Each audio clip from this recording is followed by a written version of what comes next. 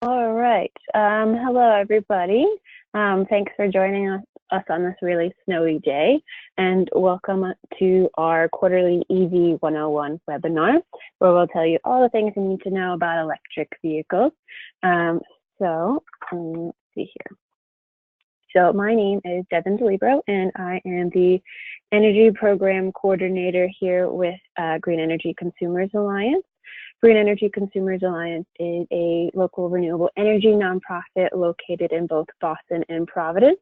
Our mission is to harness the power of energy consumers to speed the transition to a low carbon future. And we work towards this mission with many programs. We have some programs called Shade the Peak, Green Powered, and Drive Green, which is going to be more of the focus today and what I specifically will be talking about. Before I move forward, I just want to tell you all that you are all muted. If you have any questions, please do put it in the questions box, and I will try to get to it during the presentation. During periodic breaks. If I do not get to your question during the presentation, don't worry. I will send a follow-up email with this presentation and also answer any unanswered questions. So just stay tuned. Anyways, back to the Drive Green program. So Drive Green is an electric vehicle program started in 2016. We've sold close to 700 electric vehicles through the program since then. Basically, it is an educational tool. So if you check out our website, you'll see all the educational resources we have. And it also acts as a way for the consumer to purchase an electric vehicle at a discounted rate through the network of dealers that we've established across Massachusetts and Rhode Island. These dealers have agreed to offer us fixed monthly discounts to put on our website. So for the people who sign up for a test drive through our website, they are eligible for those discounts. And we have recently launched a pre-owned portal for pre-owned electric vehicles that I'll tell you a little bit about later in the presentation, but that is just something that we're really excited about and we wanted to let you know some more about. So with that said, so why have we chosen electric vehicles? What's so special about them? Well, for CO2 emissions and reducing CO2 emissions are really important to us at Green Energy Consumers Alliance. So for example, your average gas vehicle emits 381 grams of CO2 per mile in New England. Similarly, the plug-in hybrid emits 181, which is a good decrease, but just not enough in our mind. And then the battery electric vehicle only emits 102. And you'll see here, we have a little plug for our Green Powered program.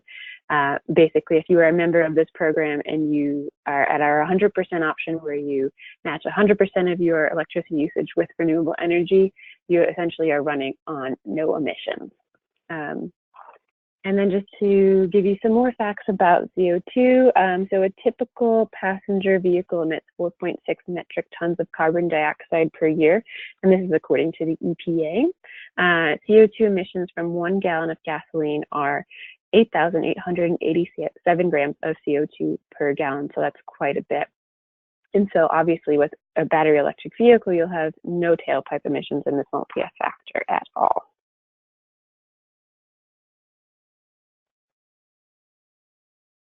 Okay, so for public health, electric vehicles are definitely a benefit. For battery electric vehicles, there are no tailpipe emissions, and for plug-in hybrids, there are less tailpipe emissions than your typical internal combustion engine vehicle. Electric vehicles are cleaner, even if you take electricity generation into account. So right here, I'd like to highlight that a lot of states have their own renewable energy standards that are making utilities increase their renewable energies into their mix every year. So for example, in Rhode Island, there is the Rhode Island Renewable Energy Standard, and it has a target for utilities to incorporate 38.5% of renewables into their mix by 2035. So that's really a step in the right direction, even if it's not perfect. And then obviously climate change itself is a public health threat. And according to the American Lung Association of California, cars are responsible for $37 billion in health and climate costs each year. And then just to talk about efficiency of electric vehicles. So you'll see on the right-hand side in that graph, just how different the miles per gallon or miles per gallon electric are between electric cars and your traditional internal combustion engine cars. So even with the usually more efficient Toyota Corolla, you only get an average MPG of 31, and versus like something like the Nissan Leaf where you get 112. So that is a huge difference and makes a lot of difference to your wallet. Just to back this up, gas-powered cars convert only about 17 to 21% of the available energy in gasoline into kinetic energy, and electric vehicles, their efficiency is closer to 60 to 77%, so that's a big difference. Plus, there are lower fuel costs associated with electric vehicles. So you'll see here on the right-hand side, we have the Department of Energy's e-gallon for the state of Massachusetts. It was $2.54 as of November for a gallon of gasoline, and for a gallon of, well, the e-gallon equivalent is $1.96. So that's a bit of a difference. A lot of savings there in fuel costs. And according to our math, the average driver will save 4.2 cents per mile, which is an equivalent to $500 a year or $42 per month. And all of this can be shown on our website. We have a methodology all laid out for you. This also compares well to Union of Concerned Scientists' estimate of $770 a year nationwide and about $567 for Boston. And there are maintenance savings to consider. So the battery, motor, and electronics require little maintenance on battery electric vehicles. There are also fewer fluids, but obviously that is more applicable to the battery electric vehicles than the plug-in hybrids. So like the battery electric vehicles don't need things like oil changes, so that's really important. And then there's also regenerative braking, which protects your brakes, so you won't have to get a brake change very often. And for those of you who don't know what regenerative braking is, it is a method in which energy is extracted from the parts braked to be stored and reused, thus adding additional energy to the battery. And this is also done with something that's called one-pedal driving. So if you ever test drive an EV or you own an EV, when you take your foot off the gas or the accelerator in this instance, it slows way down a lot faster than your traditional cars. And so that adds more energy back into the car because it's then restoring it and using it. And then there are far fewer parts. Okay, so here we've done a little bit more math for you. So we've compared the Nissan Leaf Plus and the Hyundai Kona to the Toyota RAV4. And so you'll notice here that the total cost of ownership for a Nissan Leaf Plus and the Hyundai Kona is a lot less than it is for the Toyota RAV4. And you can see how we came to this math here by looking at the energy costs for a car that drives about 15,000 miles per year and the difference between all of that. And then the maintenance costs for the car that drives that much, and also the operating costs. So if you're interested, again, I'll send this presentation out later, probably this week or next, and so you can really dive into that. But do know we got a lot of this information from AAA, which you can see is noted here. Okay, and so just to back this up a little bit more, there's an article done by Electric recently where the New York City reveals massive maintenance savings from electric cars in its fleet. So, for example, they have the maintenance cost in 2018 of a Chevy Bolt and a bunch of other cars. So you can just compare the Chevy Bolt to the Ford Focus and see that it's quite a big jump from $204 for maintenance for the Chevy Bolt to $1,800 for the Ford Focus. And plus, they're just really fun to drive. This is a big mashup of all of our electric vehicle owners who have got cars through the program who are really excited about their purchases. All right, before I move on to things you should know, I do have one question. Let's see, hold on 1 minute. Says, what is the average lifespan of the batteries in an EV and what is the replacement cost? So the average lifespan, I can't give you an exact date, an exact year range. I think it might be around 10 years, but I do know that most manufacturers offer, I think it's 8 years or 100,000 miles a warranty for these batteries, so it's easily replaced. Excuse me. I don't think there's any more questions at the moment, so I'm going to move on.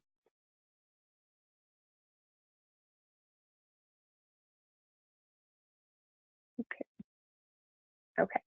So another aspect of electric vehicles that really prevents people from adopting them is range anxiety. And if you're not familiar with that term, essentially what that means is people are worried that the amount of electric charge a vehicle is capable of is not enough to get them where they need to go and to do all the things that they need to be done.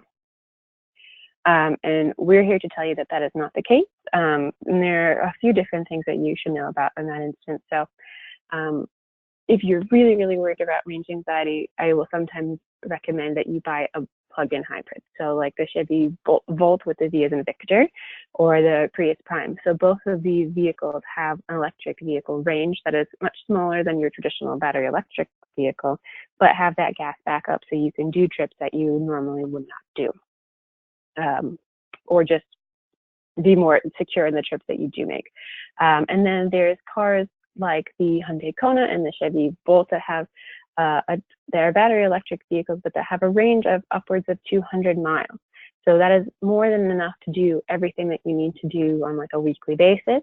And here I'd also recommend that if you are worried about like things like going on longer trips, you should look into apps like PlugShare and ChargePoint, which let you know which charging stations are available and where they would be along your route, so you can plan your routes accordingly.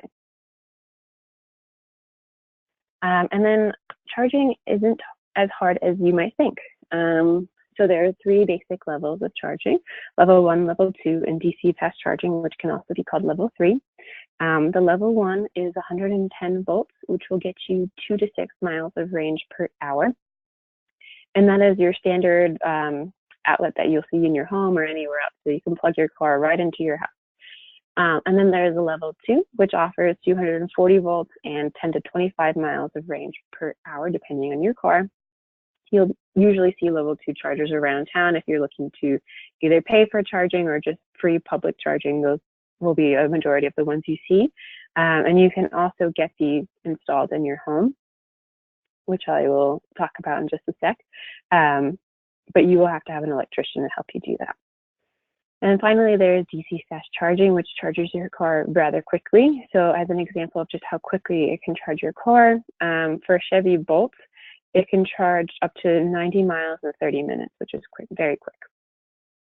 And then there are the different plug types. So there's level 1 and level 2, which are the J1772 plug types, which you'll see in the picture on the top right-hand corner. And then there's a DC fast charging. So there's there's technically 3 different types if you include Tesla, but the 2 main ones are the SAE combo, which is also known as the J1772 combo, and that's most commonly found on American and European cars. And then there's the CHAdeMO, which is most commonly found on Asian types of cars, so like the Mitsubishi Outlander or the Nissan Leaf. And then Tesla has its own plug type, so we won't talk about right here, right now. So that's just something to be aware of, and you should know that if you decide that you really want an EV, and you want it to be DC fast charging capable, you want to make sure that it comes installed with all this capability to do the DC fast charging, because it's not something that you can get installed at a later date. It has to come with the car. So just be wary of that.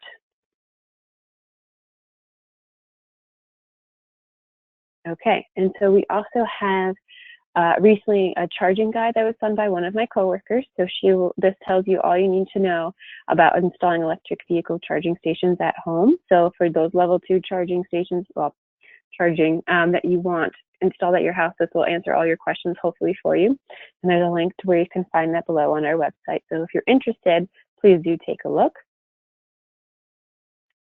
And finally, for those you Rhode Islanders out there, there is a new program called Smart Charge RI. It is a partnership between National Grid and Fleet Karma. Let's see. Essentially, they're looking for 300 participants who will receive $50 for signing up, plus an additional $50 every year until 2021. they will send you a device that clips into your EV's onboard diagnostic port or your Tesla diagnostic connector to access information about your EV charging usage. This helps the Public Utilities Commission learn more about EV and plug-in hybrid impacts in Rhode Island, and it helps National Grid prepare for future adoption of EVs and helps them to develop strategies towards to reward EV drivers who charge their EVs at a certain part of the day. So they're really looking for people to charge overnight when the load is a little bit lessened. So if you're interested, there is a link to this website there, and you should sign up before December 10th because that is their deadline. So that is just something to be aware of. It's a really cool program. Okay. So we were talking about charging earlier, and this is just an example of some of the maps that PlugShare has for the Massachusetts area. You should know that you can use these two apps, the PlugShare and ChargePoint, to find any kind of charging on the go. So here's just a quick example of what that looks like in Western and Eastern Massachusetts. And then also here in Southeastern Massachusetts, the Cape, and Rhode Island. So you can see we are growing in our EV network. So hopefully you'll keep seeing more and more as time goes on. Okay. So then I want to talk to you about the purchase and lease incentives that are available for electric vehicles. So there is a federal tax credit. That means you can get up to $7,500 on an electric vehicle, but this depends on both the battery size of the vehicle and your personal tax liability. So, for example, the battery size of a Hyundai Kona is rather large as it gets over 200 miles per charge, and the Toyota Prius Prime only gets about 26 miles per charge as a plug-in hybrid, and so it has a much smaller battery. The Kona is eligible for the full 7,500. The Prius Prime, I think, is only eligible for about 4,500, so that's the difference there. Another thing to know is that there is a 200,000 limit on these cars for each manufacturer. So once a manufacturer like Tesla and GM have produced over 200,000 cars that have been sold, then the federal tax credit starts to phase out and decline. And the justification behind this is that they don't, the federal government thinks that we don't need this federal tax credit anymore because enough people are adopting these cars. So you'll see that Tesla was the first to reach this goal, and so their tax credit will be expiring as of 31st of December. And then GM has a little bit more time, and so their tax credit is in its final phase out, but it'll be done as of the end of March. Okay, so this slide is just to tell you a little bit more about the Drive Green discounts and the possible state rebate. So Rhode Island does not have a state rebate. It did at one point. It doesn't look like we're going to get another one anytime soon. Massachusetts did have one very recently called the More EV program, and that expired on September 30th, 2019, simply because it ran out of funds. However, there is a proposal to replenish the consumer rebates for EVs, and it is included in the supplemental budget currently stalled at the State House. For those of you who are interested in more information about this and want to help to get this refunded and want to get involved, you can look at our blog for more information about this.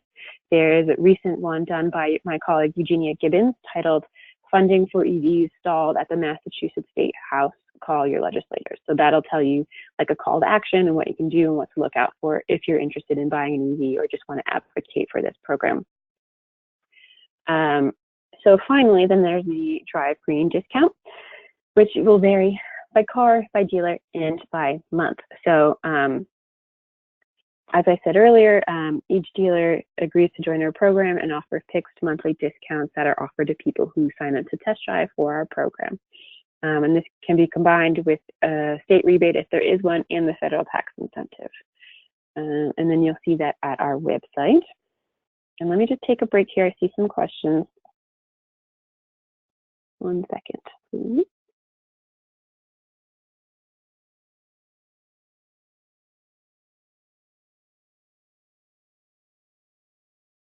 Okay, so one question is, I heard that leases are more common than sales for EVs. Is that true? I gather that maybe because of the battery life, that 10 years sounds good.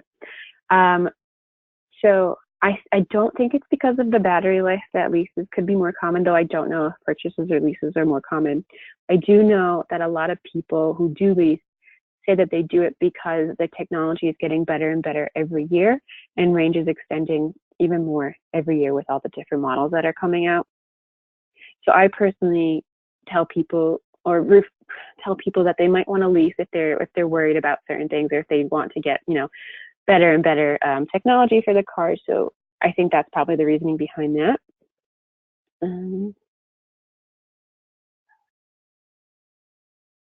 Okay, and then I have another question that says, our electric system is old, so we would need to upgrade it for an EV, and we would need to run power out about 40 feet to where we park. Any advice? Well, I will tell you to check out our new charging guide and to see what that has to say, but also to reference an electrician that you trust, and to kind of get a quote as to how much that would cost you. You don't have to get a level 2 charger installed at your house. Not a lot of people that we know that we've worked with do not have level 2 chargers installed at their house. They rely solely on the level 1 or the trickle charge, or they use public charging. So you should be okay there, but definitely consult the electrician and to figure out how much that will actually cost you before you do any upgrades.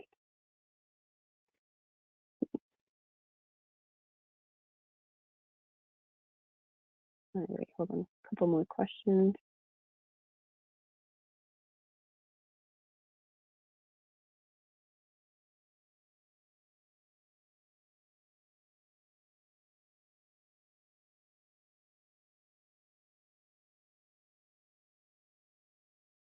My colleague is asking me to remind you that the federal tax credit gets usually rolled into the costs of the lease, but that is up to the dealer's discretion, though in most cases the dealers do choose to do that.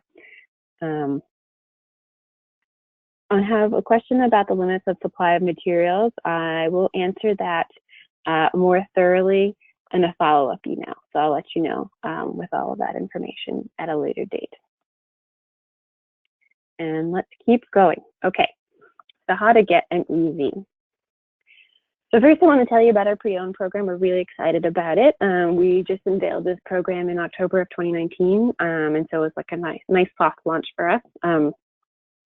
Basically, we're always looking to make EVs more accessible to the consumer, and now there are enough used EVs on the market, and so we've decided we can launch this brand new pre-owned program as part of the Drive Green umbrella. Unlike the new car program, there are no discounts. However, we do still recruit dealers to join our pre-owned program to help make your shopping experience as easy as possible. And so we're going to check out the website right here and check it all out. Okay. 1 second, please. I just need to reshare my screen. Okay. Okay, so this is our Drive Green website. You will see on the left-hand side over here, we have everything you need to know for educational resources for electric vehicles. So we have things about the environment and charging, and very on theme for today, we have things about winter driving and what that does to your car and how that changes the range. Anyway, so once you are all educated and know all there is to know about EVs, you then come to this Explore the Cars and Sign Up for Discounts button. Okay. And we have two options. We're going to start with the pre-owned first, so I can just show you what that looks like. So you'll see here on the left-hand side, we have all these different things that you can sort by. So you can sort by the type of car, the style, the original electric range, and so on.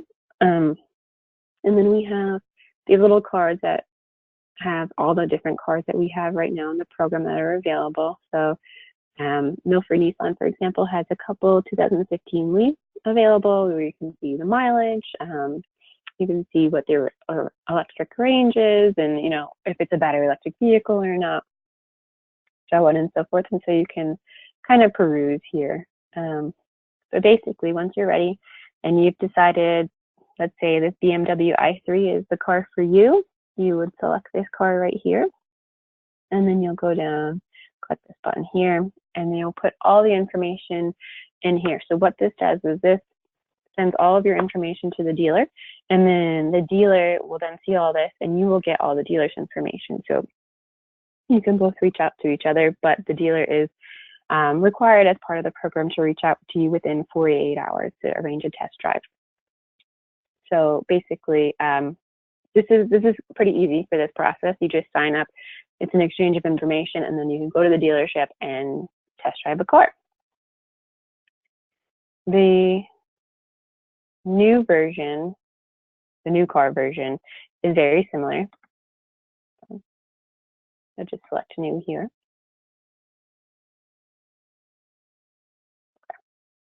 And you'll see you can sort by a lot of the similar things that you could before. Hold on, I think my screen has stopped sharing. Okay, there we go.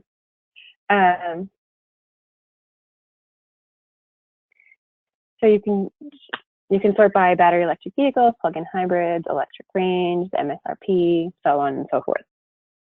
So once you sort by that, you'll also see that each car has its own card, and we detail things like what the base MSRP is, what the federal tax credit is, what the range is for the car, so on and so forth. So once you've decided, like, hey, the Chevy Bolt is really the car for me, you would select this, or maybe you want to compare the Kona as well. You select that, and also the Leaf, because that's what I selected earlier. You will then hit the next page, and you'll be brought to our Select Your Trims page. So you'll see there's all these different trim levels. They come at different base prices. Depends on the kind of packages you want and what you're expecting your car to have. You'll also note that things like the cars like the Chevy Bolt have a little note on the card, just to explain to you like what might be happening with that car at this time. So for example, the Chevy Bolt is transitioning between the 2019 and the 2020 model, so inventory is a little low. That's also due to the strikes that just finished at the Chevy plant. So everything is good to go now, but they are still a little bit low on stock. So once you've decided, you want to check out all these different trims, you'll hit any box that you're interested in, and then you'll hit See Your Deals, and then it'll bring you to this page where you can compare with different dealerships. Now, it is the beginning of the month, so the price for MyWreck is expired by a day. So we hope that, it'll be up, and a new price will be up in just a few days. But it's enough to see what it looks like. So as of right now, MyWreck is advertising the 2019 Bolt for, you'll see the price before discount right here is $37,495. And then they're offering a discount of almost $10,000. There's no state rebate, but there is a federal tax credit, which we roll into the final price that you see here. Please do know that you won't get that federal tax credit until you do file and receive your taxes. So this is just the final price, is just what you could pay overall. And of course, we do have the lease deals as well that you'll see here. And as I said earlier, most dealers do roll in the federal tax credit into the lease price. And just as another example, Quirk Chevy is currently advertising the 2020 Bolts, and so the discount is a little bit less, but still great. So once you've decided, like, hey, this is for me, I want to test drive at both of these dealerships, you will complete this form. Same with the pre-owned version of this. You will fill out your name and all of your information. It goes to the dealer. Your information goes there. Their information goes to you, and you arrange a test drive. Do make sure that you sign up to test drive to get this discount. That is very important. We can't do much for you if you do not sign up for the test drive. And make sure that you purchase the vehicle within that time frame of whatever the expiration date is for that month. So that is the website. Let me just switch quickly back to the presentation. 1 second.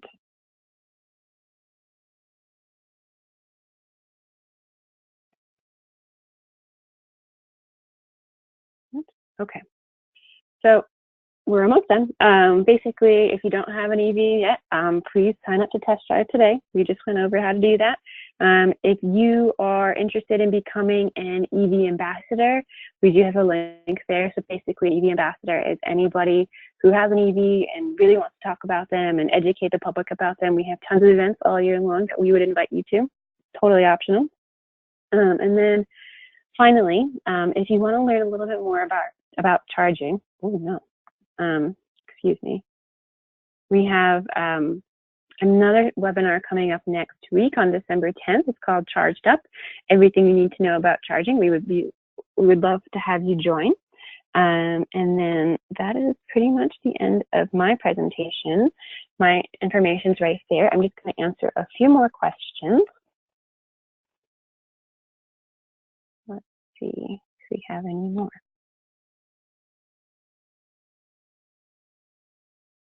Okay, it doesn't look like we have any more questions. I'll give you guys a couple more minutes in case anyone has anything they want to say.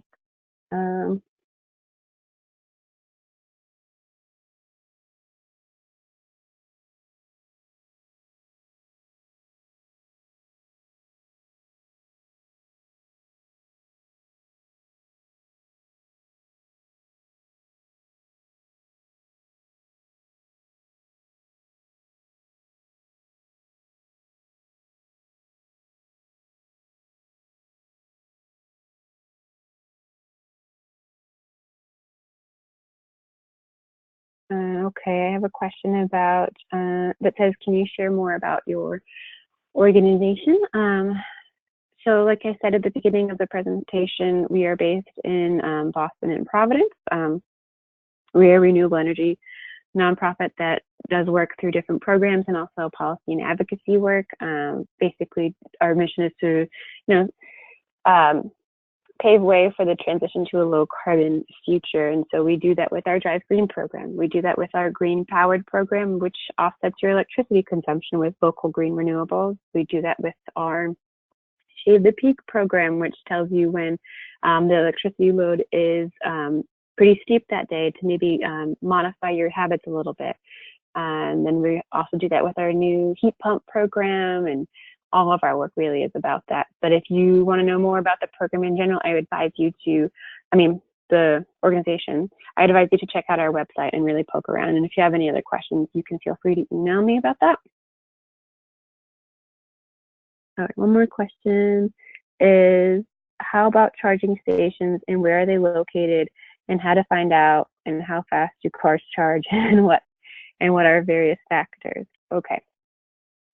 So for most of that question, I will advise you to stay tuned for our charging webinar. That'll answer a lot of your questions. But for now, I would say, as far as charging stations, I would tell you to go to PlugShare and ChargePoint and check out their app to see what kind of charging stations are available in your area and how much they cost and so on and so forth. Okay, one more question about.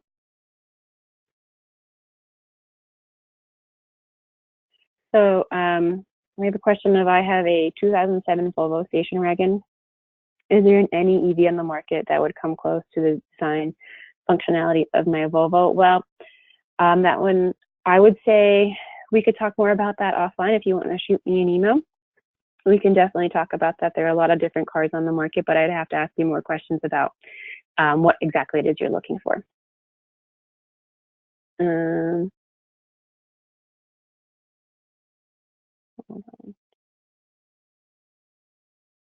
I also have a question about sharing the slides. Yes, we will definitely share the slides. I don't know when exactly I'll be sending them out, within the next couple of days for sure, but I will send them to everybody. And let me just quickly, I'm going to show you PlugShare. Give me 1 second.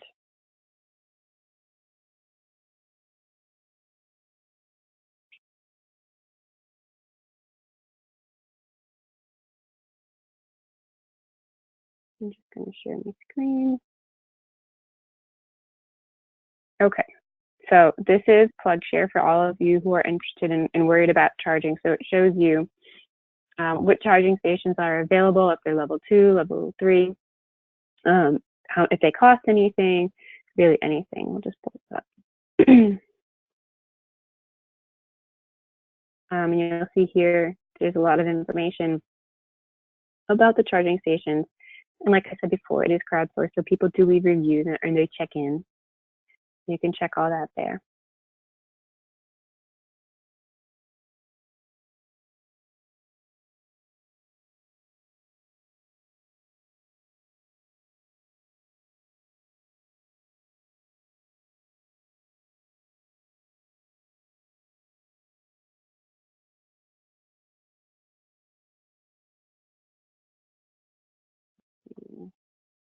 Another question is, is the Altfuel app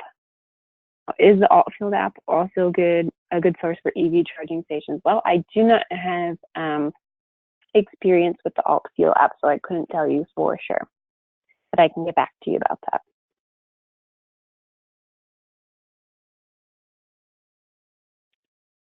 All right, let's see. If there's not any more questions, I think that we can call this a day. As I said earlier, I will send out, this presentation is being recorded, so I will send this out to you. I will answer any questions that were unanswered in this session. And if you have any follow-up questions, please don't hesitate to reach out. You all should have my contact information. If not, you will have it once I send a follow-up email. So with that, I wish you all a good day and have a good snow day.